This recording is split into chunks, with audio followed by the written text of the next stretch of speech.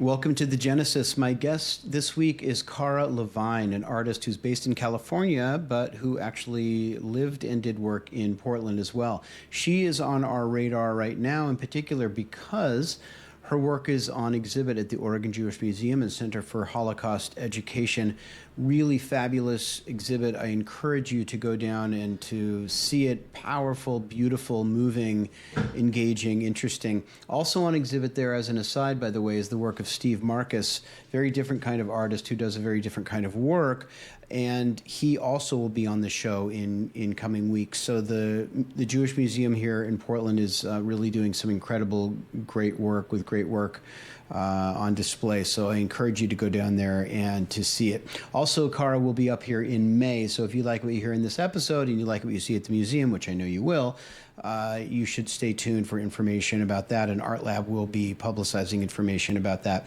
Cara and I have a really wide-ranging conversation. It was a total delight to speak with her because, like me, she's very interested in Jewish mysticism. And like me, it has informed her work and the way she moves through the world. It's informed her thinking. What I love about Cara's work is that she is both very rooted in the world and in what's happening in the world. Some might even say her work brushes up against politics, but it's done in such a way that it transcends the normal black and white categories, the way we usually think about what's happening in her world. I would say one of the common themes, or if not the common theme, and she and I talk about this a lot in her work, is suffering and pain. And she'll get quite personal about that and about why that plays such an important role in her thinking and the way in which her creativity and her artistic expression is essential to addressing that and how in creating the kind of beauty that she creates in the work that she does. As I said, a wide-ranging conversation. We talk about her work. We talk about pain. We talk about migraine headaches. We talk about Joan Didion.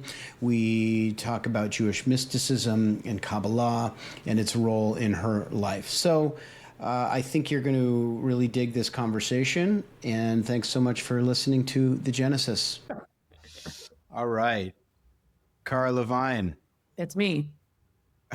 Welcome to the podcast. I'm good. I'm glad I got the right person.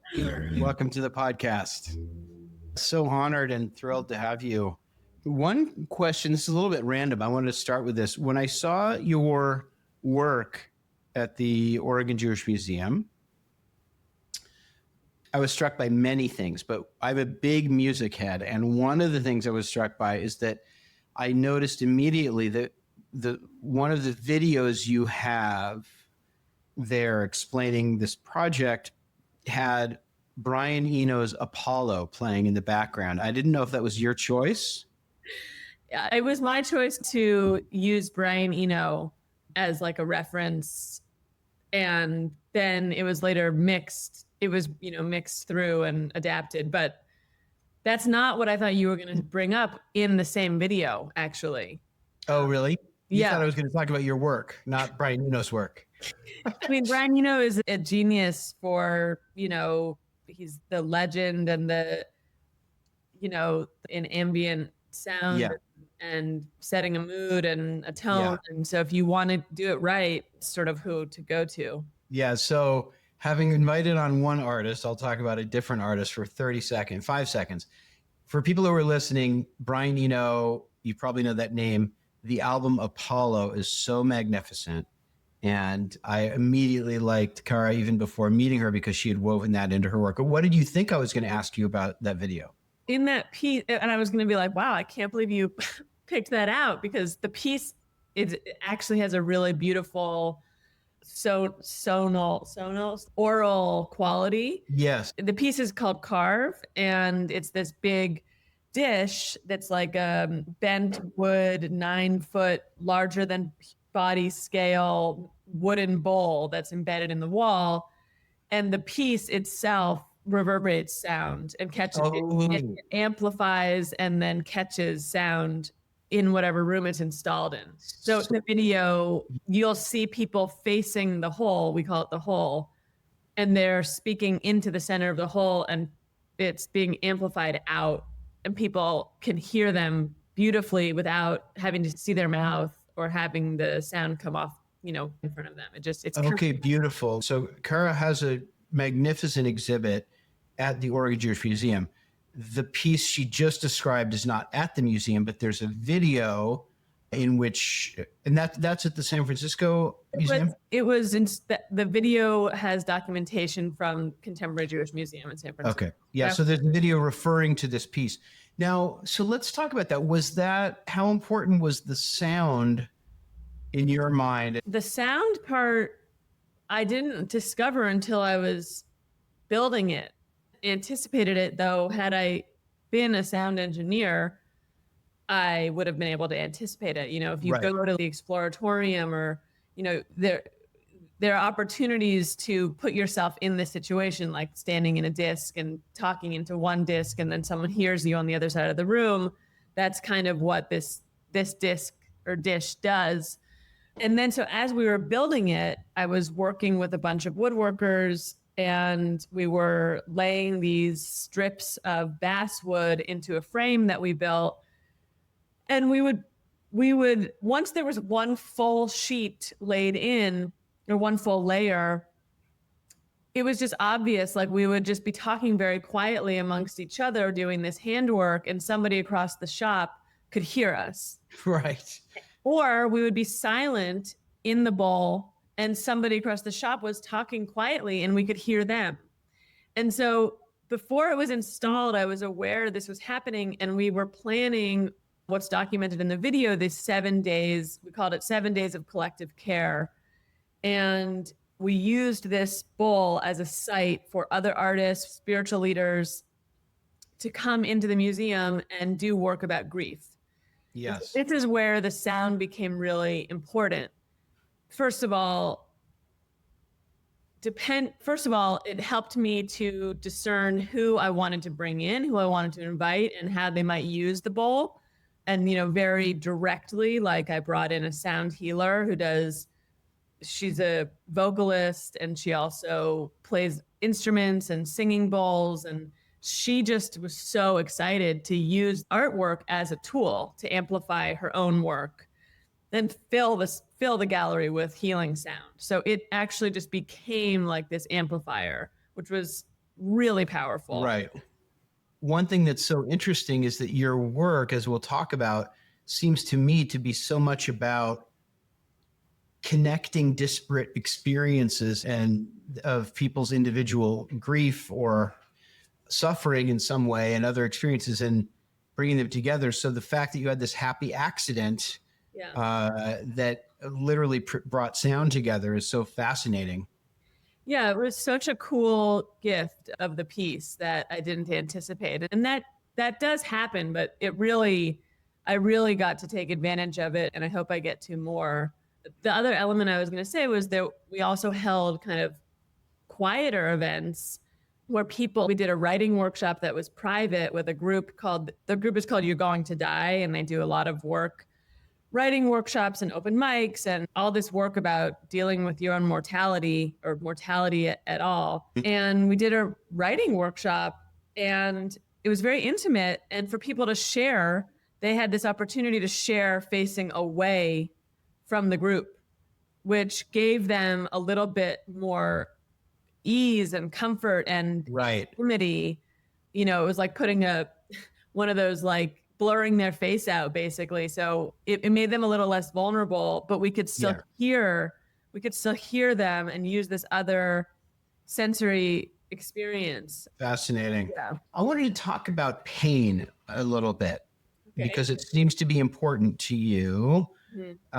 And there's all kinds of pain, but I thought maybe one way to get in there was you have this beautiful little essay that is really a letter to Joan Didion. You suffer from migraines. Yeah. She wrote an essay called In Bed, or The Bed, or something that addresses her experience of migraines. Why was that worth writing about to you? Is that kind of pain important in your work, or just tell me? I was struck by it. I appreciate that you found that. That's like 10 years past, or a little more maybe. Yeah, I mean, pain is, so for me, I guess pain is something that is profoundly isolating, make very alone. It's an intimate individual experience that you're going through. and it's a universal experience. Without sounding cliche or whatever, we can't skip pain, physical or emotional pain in this life. Like, we're all going to experience it. And I was going through a particularly like transformative and devastating period in my life. I was living with chronic debilitating migraines for a year. I was basically debilitated. And so I was actually consuming a lot of literature and nonfiction and fiction about migraines specifically and about neurologic pain. Just so to paint a picture so people don't think it's just like a headache, just give me let people understand what a migraine is about. I'll tell you that if you have one and you've never had one before, you immediately are like, this is a migraine. You know, it's not a headache. So what a migraine is actually the swelling of, what happens in a migraine is your brain is swelling. So your brain is swelling and it's causing basically inflammation to your whole nervous system. So when people have experiences like sensitivity to light, fragrance, they feel nauseous, like all these different symptoms happen with migraine, it's because your entire nervous system is feeling this inflammation. Oh.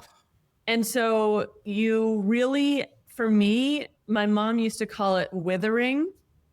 I would just like completely go inward. I didn't want to be touched, talked to, looked at. Nothing sensorial could get in that experience. And you so just had to shut down. You just fully retreat. And then there's all these really I find interesting physiological things that are happening because your brain is experiencing this swelling. Your head gets hot and your extremities get cold, your hands and feet. This might be too nuts and bolts, but no, it's okay. Because all the blood is here. Blood is moving into your head, moving out of your limbs. So over this year, I eventually found this incredible doctor who taught biofeedback, which is basically meditation in a medical language or visualization or whatever you want to call it. But he teaches you techniques to move your blood with your mind out of your head and back into the rest of your body. So I was having steroids injected into my head. I was taking all the meds. I was having headaches. I mean, the lengths people go to try to alleviate the pain is so great. And then you get to this point where you're living in chronic pain and you can't alleviate it with drugs anymore. And then your doctor says, after 9 months, by the way, we have a chronic pain group. By the way, we have a chronic headache group. And I'm like, wait, why didn't you tell me this 9 months ago? And just for people listening, the cost of this, it's not just, oh, this was a horrible day. Days or weeks of the month are gone, right? Yeah, I was having what defines chronic migraine is 16 plus days a month that you're debilitated. Oh, my Lord. So it actually put me through a really beautiful personal transformation because when I was in this sort of debilitated state, I'm basically in bed with ice on my head because the ice will cool my head. And that was all I could do. You have to accept you are living with this as your reality. And so hundreds of hours of living in this pain. I mean, I fought really hard. And then something very dynamic turned in me, and I started to surrender, and I started to learn how to live with what was happening instead of fighting it. And many doors opened, emotional, creative, and including, I felt this connection to other artists who had gone through this or who go through this. And I felt like I gave myself this invitation to reach out to Joan Didion.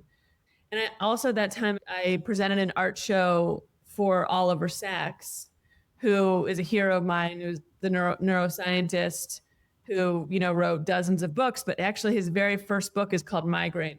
And it is still like one of the most comprehensive books about what is actually happening in the brain during migraines. We were in the 60s. And I curated an exhibition with artists who live with disabilities across many different spectra that connected to his oeuvre. And actually, that show coincided with his death, which was actually a coincidence. So going through this really turned my lens towards this universal experience. I see. Yeah. Yeah, I remember in your essay, in that essay, you resonate in particular with Joan Didion talking about like how to work around or manage this thing. But my question was this: did you write that before this biofeedback process? I see. Obviously, grief is very central to the work that you do, and I'm wondering if there's any kind of connection between your personal pain through migraines, which have been so important in your life, and the centrality of grief in some way. You know, we could do a whole like couch session about, you know, basically feeling separate, isolated as a child and longing for connection through struggle, through suffering. And there's a lot, there's a lot of avenues in that shaped your particular. Exactly. Yeah. And I think for whatever reason, like I've been shaped in a way where I'm very tuned into the loss that we're all carrying and that we're all experiencing all the time. Right. And it's something that creates a level of understanding mutuality for me in the world that sometimes is bearable and sometimes is unbearable. Okay, so in my mind, this connects to the influence or the impact of your study of mysticism on this, because like everyone is experiencing reality through their own subjective and separate framework of just being themselves. And obviously every mystical tradition has in some form of expression the idea that we're all part of this larger unity. Did art lead you to mysticism, or is it a separate journey and trip? What's the connection? And by the way, what's the nature of have you read books on it? My entrance was my grandmother. My dad's mom was a Jewish mystic and a painter. Wow. And oh my gosh. He really studied, and I didn't really inherit I guess I did inherit, but like she didn't give them to me. My aunt gave me. But before you go on, isn't it's a little unusual and very magnificently wonderful that somebody of your grandmother's generation would have been studying. It's very unusual. Very unusual. She was a painter, and actually in the show, there's one of her paintings, the cuff. And that was her painting that I replicated in paper. And so she was not only a mystic, but she was very out of reach for me. She was a painter. Mm-hmm. She wasn't like a grandmother who liked kids. You know, she liked her work. And her husband, my grandfather, I was much closer to, and he was a sculptor late in life, and their studios shared a wall. So I would explore their studios, him a sculptor and her a painter. And she had all these books she had a copy of Zohar. She had books about numerology and, you know, all these mystical traditions. And I inherited her Zohar. Translation. And so I started just reading this translation on my own. And in 2012, I was in a show, or 2013, it was in a church at the Grace Cathedral in San Francisco. And I was asked to make a work about my faith tradition for the first time. And I decided I don't really make work about being Jewish, but my grandmother did. And I have this book, and I want to dive into this. And so I used that show as a way in. And actually, I brought Larry Kushner to the show and kind of insisted that we have a conversation about Jewish mysticism. Yeah. And at the time I used to teach yoga, and I got into meditation through, through the Buddhist tradition. And I was living in Berkeley, like I see. all these Jubus, and that was very much my entrance into meditative practice. And Larry was like, why? I will never forget this. He was like, I said to him, I believe there are many paths up the mountain. There's many paths up the mountain, same mountain, same diamond in the sky. And he's like, why would you take all these paths? You were born on a path.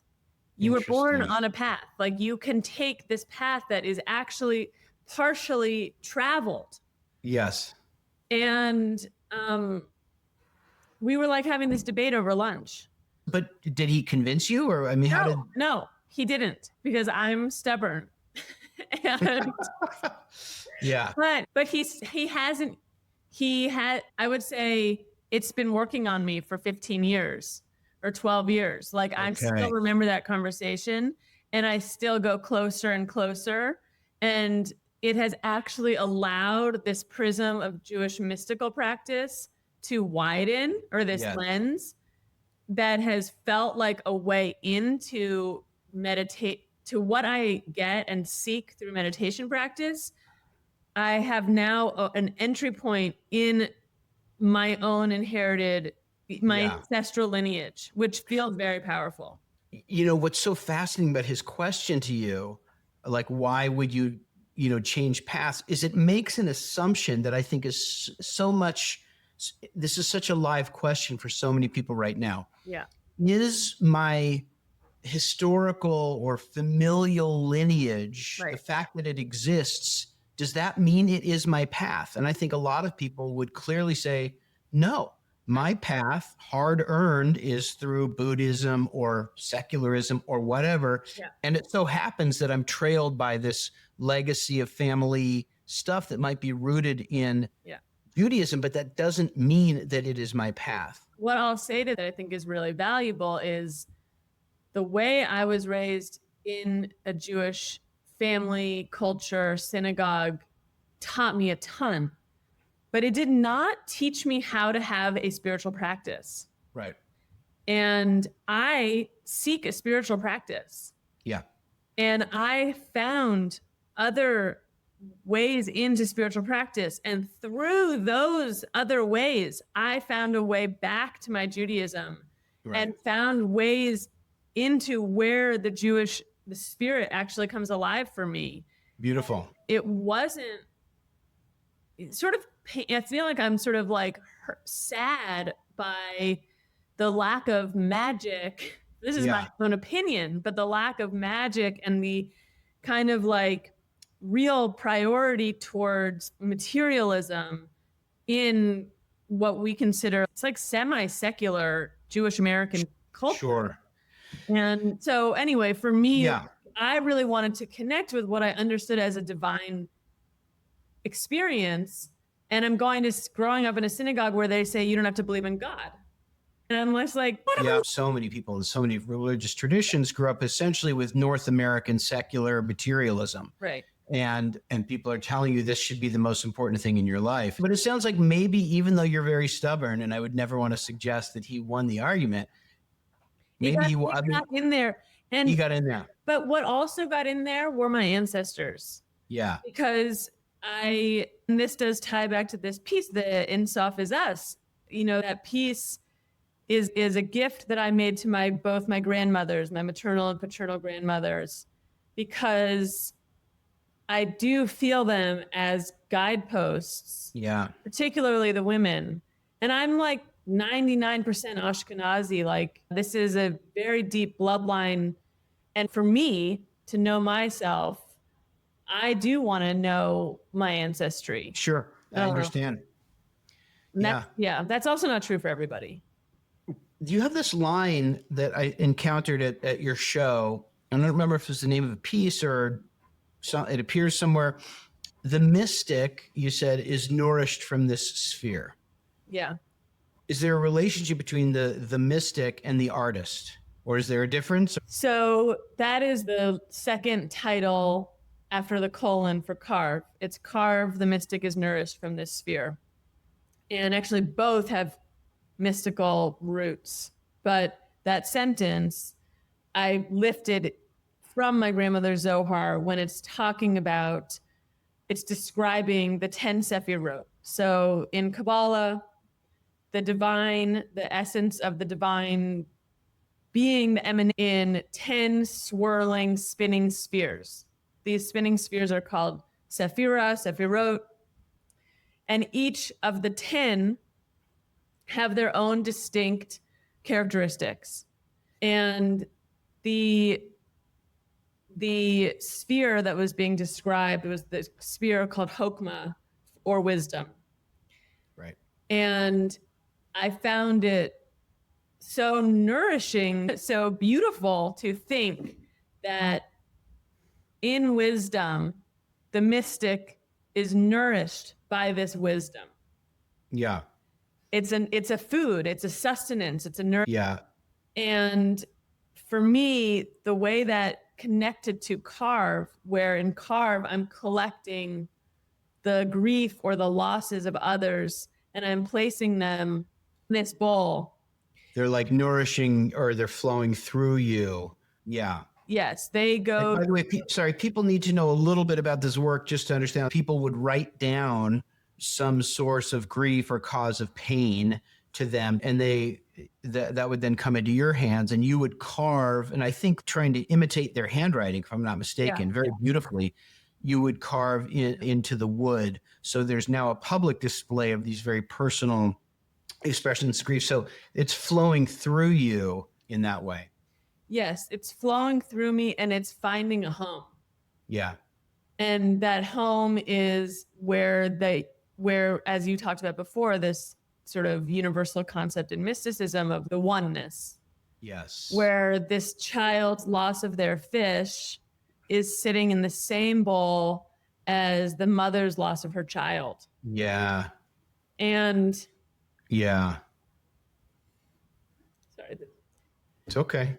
It's still touching for me that it doesn't matter the level of the loss. Yeah. It's the feeling of loss that we share. And so to sort of use my body as the conduit allows me to gain this wisdom. Yes. And so it also, like, for the person who's standing there in being in this reverberation of all this sound and language, they also are in this sphere and they're receiving. So that must have been, I mean, evidently very intense for you as you're carving people's grief. It's flowing through you emotionally. You're having to confront this. Yeah, no, it's like part blessing, part problem. Yeah. I'm American. And it's something that I question in myself. Like, why am I looking so closely at this? Yeah. But it feels very essential to me in to see people is to see this for me.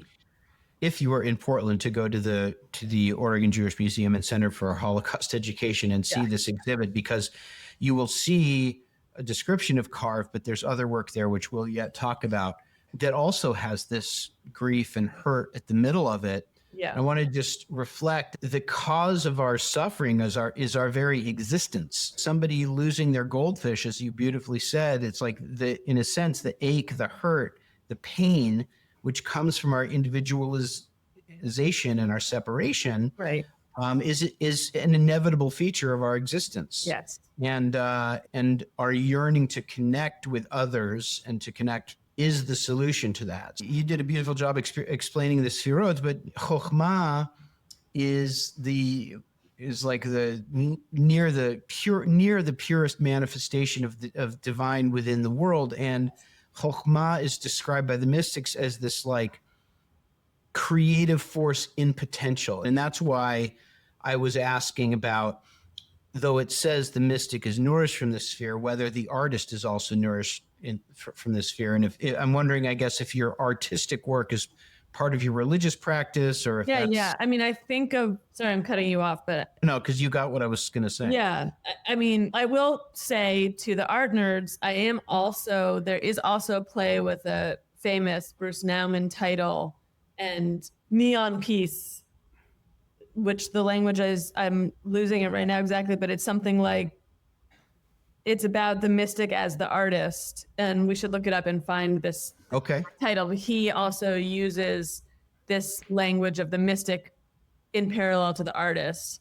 So there's that sort of a coy, like, art world play of language that's happening, but it's also intentional that I'm tying the artist to the mystic. Yeah. I actually really believe that creativity itself, like the sort of font that is creativity, is kind of the same place as this deep wisdom it's about. Yes. So if you can contact in yourself through whatever practice, spiritual practice, creative practice, meditation, this subtler state of consciousness, really, where you're tapping into what's basically a well of knowledge. This well of knowledge is where creativity comes from. Yes. It's also where the wisdom lies. I see. And so they're the same. They are the same. And for me, that's actually, therein lies the value of art and the value of creativity, because it is this sort of essential newness to foster ideas, and creative thinking is to foster a sense of connectivity, oneness, and spiritual growth. Yes, I see. They're hand in hand. They're not opposed. They're not irrelevant to each other. Yeah. And it's also, we live in a world where we have so many answers. You know, we can buy anything we want on Amazon with one click. You know, we have very little wandering and wondering. We have very little going through the stacks in the library, exploring. There's so much knowing. And what both of these pursuits cultivate is questioning and not knowing. And But through the questioning that you get fresh answers, if that makes sense. I'll tell you something that really, I think you just helped me identify something that really resonated about the work, This Is Not a Gun. Yeah. And that, and I guess we should explain it in a second, but I'll just say, I tend not to like ideologically heavy politicized art. And I found your piece, This Is Not a Gun, really incredibly powerful. Thank you. Because it is political, and you can explain it in a second, but it very much floats far beyond that. It's impossible to look at that and not think about 21st century America, but it is something that's much more than that. That I began in 2016 in my studio in Portland. And it's a project where I started after somebody sent me a list of objects that police had mistaken as guns in the shootings of unarmed civilians. The list was very bare. It has on it a sandwich, a Bible, a cell phone, a set of keys, like your most mundane, ubiquitous objects. And the cop sees somebody with this from a distance and shoots them and kills them because they thought that the sandwich was a gun. Is that the idea? That's the idea.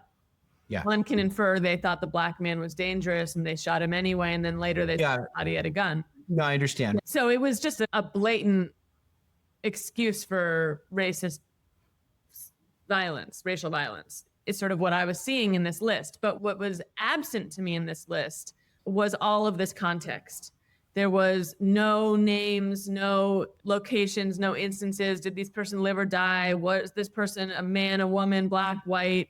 Like, we don't know anything.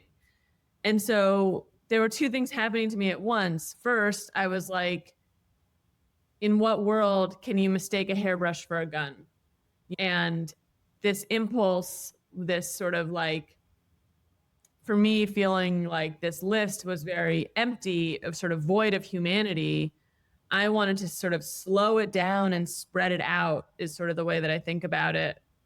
And I said, if I can make a hairbrush from nothing, from like a piece of wood into a hairbrush, maybe somewhere along the way, I will see how it was seen as a gun as it's coming into its shape. So was that like an exercise in empathy, or what was that about? I thought of the carving as a devotional labor. So when you say an exercise for empathy, I thought of it, this is me offering my time and my attention to the loss of this person's life, or to the shooting, to the incident that happened, this sort of grave injustice that happened. While I was carving, I put myself through a kind of re-education of the history of race in the US. Like, I'm a liberal, left young person. I was in Oakland for many years when Black Lives Matter was founded. I'm an activist. I'm aware, but I needed the time to really dig deep. And same thing, we're talking about mystical practice. Okay, so I'm reading now literature and nonfiction around why did we get here? Why are we in this situation? And I also did research about every instance of every shooting. So I know the name and the circumstance of every one of these shootings. Were the objects that are depicted, like the hairbrush, for example, was that just you summoning up a random image of a hairbrush, or was that like evidence from the crime scene? Oh, that was me summoning Okay. up. Got it. Okay. And actually, there was some choice in there, but yeah, I had some artistic license because I never saw the hairbrush, but I made choices where I wanted to have an idealized version of this. I wanted to have a pristine hairbrush. And actually, in the Oregon show, I'm like a little sad because that hairbrush was damaged before the show opened. A viewer came to the show after we installed it and touched it and broke it. It's very, very delicate. No. So I have to repair it later. But so the hairbrush is not a great example of pristine. But the idea is that, I, like, an angel is a manifestation of somebody thriving. It's not a manifestation of somebody after an accident, right? So I'm thinking about the object as like it in its essential kind of pristine, unbroken form. Anyway, so I spent many years carving these objects, learning all of this. And after a little while, soon into the project, I opened my studio and started hosting workshops where we make these objects in clay. And I collaborate with activists and healers, healing arts people, meditation leaders who are already working on racial equity issues. And we make these same objects in clay. And clay is, a very accessible material. Anybody can use it. Everybody knows how to use it.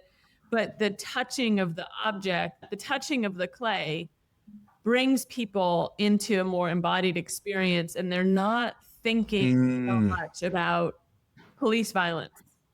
They're thinking about making, and then they're drawn into a more emotional experience, and they can talk about, what does this trauma feel like in my body and to me?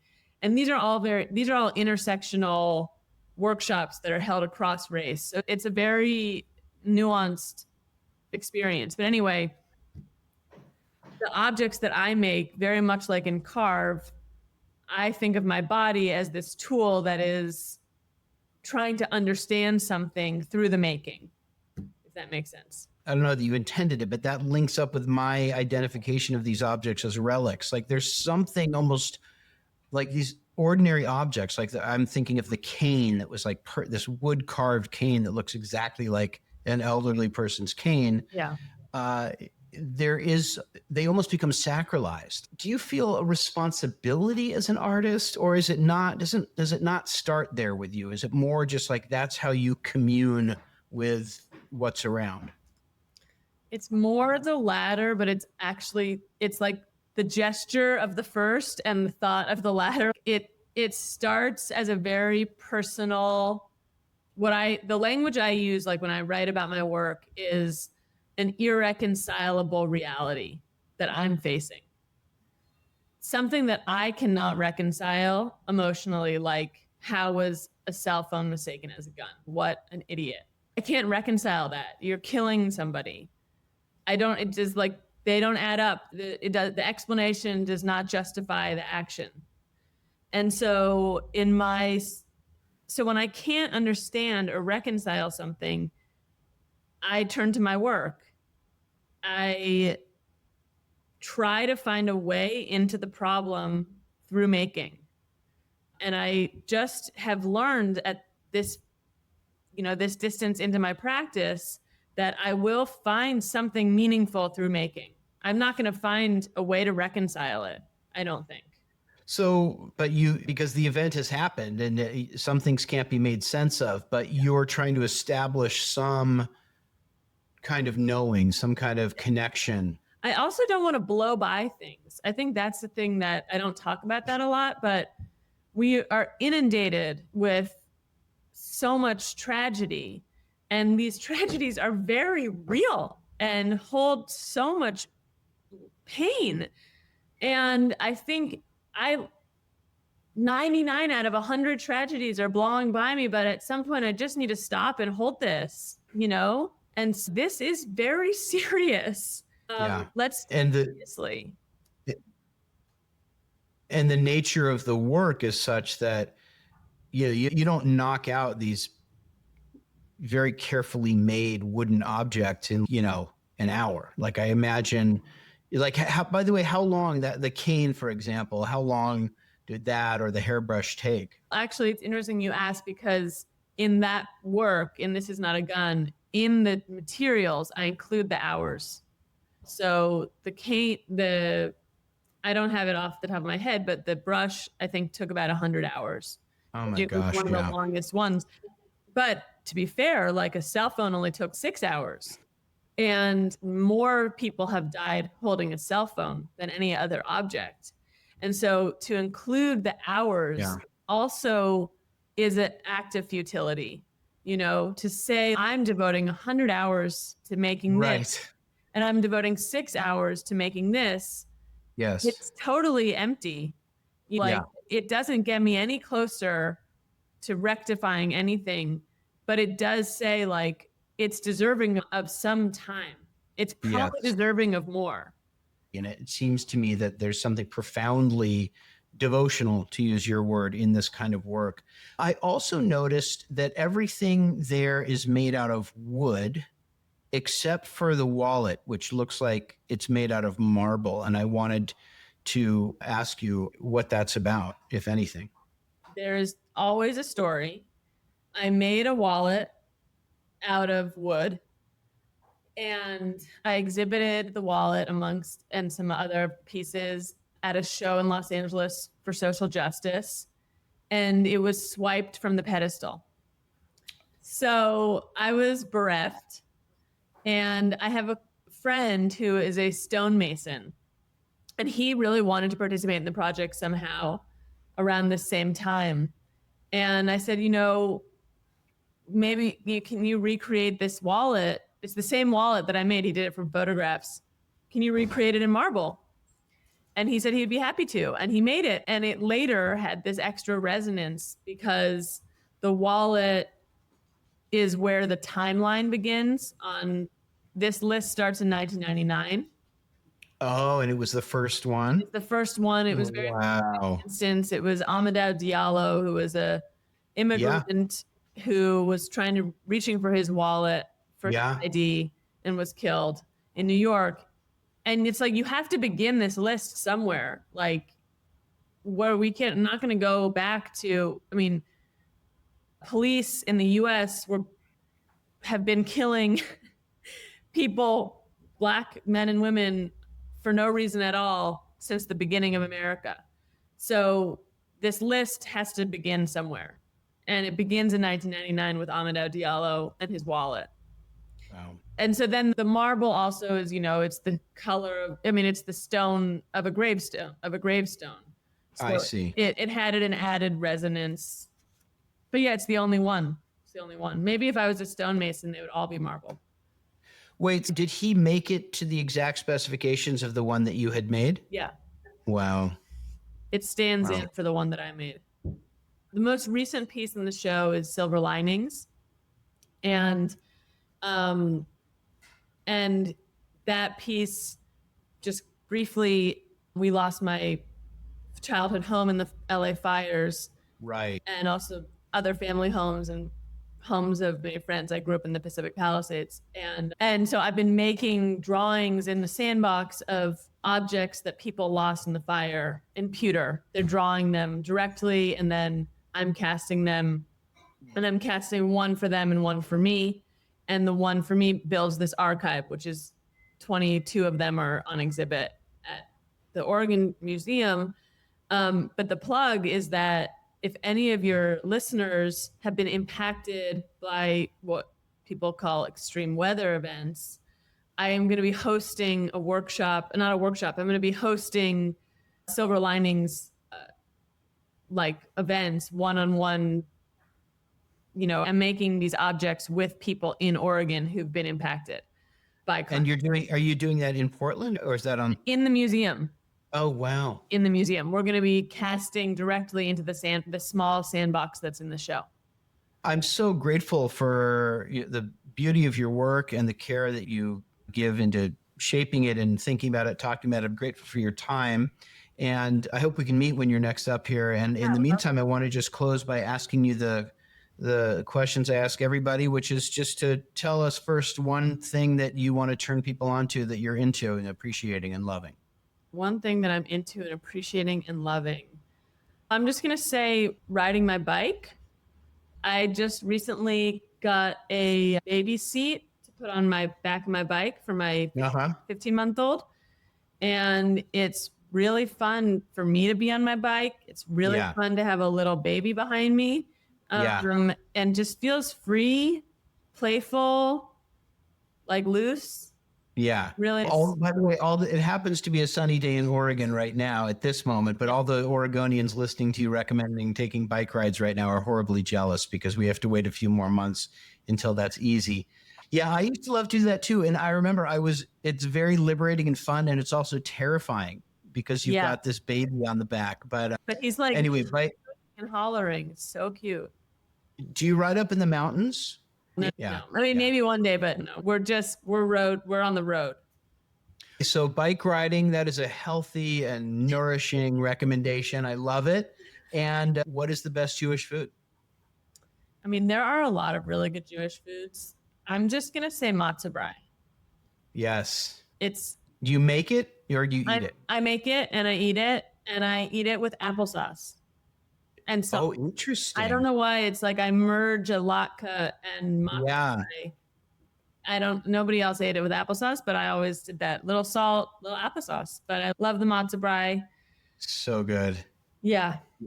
Yeah, these are, one of the pleasures. It sounds like you have a youngster. We have a 17-year-old, 15-year-old, 14-year-old. Oh, wow. And one of the great pleasures is making all of these delicious foods for them. Yeah. And then taking some of it for myself. I know the question I wanted to ask you, and maybe I'll put it in the show notes, or maybe we'll just end on this. Do you happen to know the translation of the Zohar that you're lucky enough to have from your grandma? I do. What a precious gift to have from a grandmother artist, Kabbalist to another. I'll show you some of my favorite books since we're here. Edit. So this is my grandmother's Zohar, Book of Enlightenment. Oh yeah, I know that. I don't know the translation that well, but I know that publisher, Daniel Jewish Light. Shannon. Who is it? Daniel Shannon Matt. Beautiful. Oh my gosh, Daniel Matt. Oh my gosh, that guy is incredible. I did not know that he did that. But if I don't know anything about him. I'll just tell you briefly. I don't know the level of your sustained interest in Kabbalah and the Zohar, but if you are interested, copyright 1983. It's called the Pritzker edition. Oh, okay. And it's that same guy, but I did not know he had done a previous translation. It's multi-volume, so it's quite expensive to buy the whole thing, but it's just gorgeous. And his notes are really helpful in understanding the content. This is the other book that was my grandmother's. Oh, great. The Merkava and the tradition. Will you Yeah. raise it a little bit? Merkava tradition and the Zohar tradition. David R. Blumenthal. And Sounds Jewish. sounds Jewish. And I've now taken 2 courses with the Beit Kohenet online. Do you know this group? That's Oh, yeah. founded by Jill Hammer Oh, wonderful. and Ra, translated by Jill Hammer, is just breathtaking. Oh, Breathtaking. And just this whole like pre-Kabbalah mystical study. yeah. And it is just has totally exploded my understanding. And this book in particular, Sefer Yetzirah, is all about carving and breath and Right. channels and like the language of my studio. You know, this is very humbling because it felt like there was this beautiful resonance happening, and I just feel very honored to be able to look at this stuff. Yeah, that's a beautiful, I think that's a beautiful, that's the right relationship, I think, to the wisdom traditions that we have. Yeah. Is that there's something when you encounter this stuff that's hundreds and hundreds of years old and you feel humbled by its insights, it's quite beautiful. Yeah, it's very cool. So, all right, I thank you so much. I really hope to see you when you're, when is that, the Oregon? It's on my calendar right here. I will be there May 18th to the 24th. That's interesting because, you know, May 18th, if I'm not mistaken, is the anniversary of Mount St. Helens explosion and devastation of the accompanying area. So I did not know that. That's a very, it seems to be a very Cara Levine date to come to Portland. I hope I don't bring another explosion. Yeah. Yeah. All right. I thank you so much. Thank Wonderful to talk with you. you. Take care. Okay. Bye.